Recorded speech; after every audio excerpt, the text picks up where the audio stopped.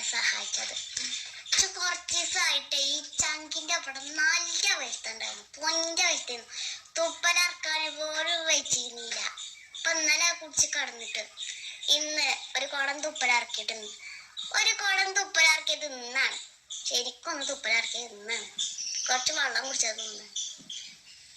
അതിന്റെ മുമ്പ് ഞാൻ ഒന്നും ശ്രദ്ധിക്കുന്നില്ല, ഒന്നും ചങ്ങ കൂടെ ഇറങ്ങിപ്പോയില്ല. വരുത്തം പറഞ്ഞ വരുത്തം. പക്ഷെ ഇന്ന് അതൊക്കെ മാറി. 4 ഒറ്റ സാധനം കൊണ്ടാ.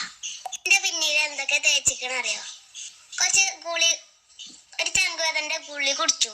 ചങ്കുമ്മ വിക്സ് വെച്ചു. അതുകൊണ്ടൊന്നും മാറിയില്ല.